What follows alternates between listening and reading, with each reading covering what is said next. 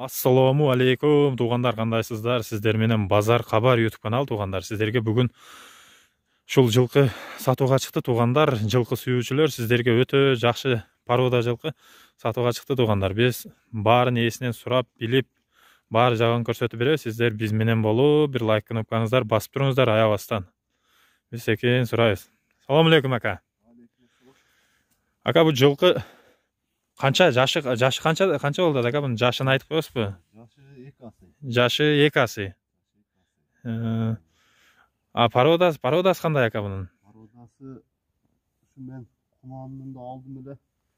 Бишкектен алып келгенде аралашмады алгамда. Кыргыз эмесинде бар ушундай экен да. Анан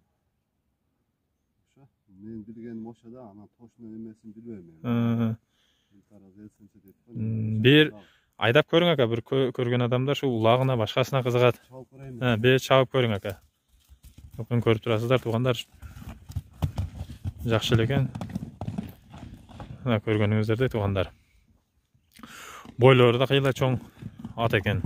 Жылкы сүйгөндөр, жылкыга кызыккандар өздөрү билишет тугандар. Ака, бул жылкынын бою да кыйла чоң экен, а?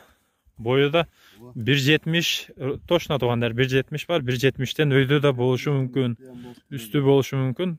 Мына көрсөңүздөр болот, бут, сут, эч жеринде эчтекеси жок тугандар. Мына таза жылкынын бар жогу таза тугандар. Эми жылкыга кызыккандар өздөрү билет. Жылкы Жалал Абад облусу тугандар, Жалал Абад облусу, Сузак район, Октябрьский де тугандар. Ака, акчасын канча деп атасың буну? Акчасын өзі ошо кунанында мага кымбат эле келген. Кымбат эле келген. Анан азыр ушу эми 10 деп коеюн деп атам, анан дагы сураса кеми бар.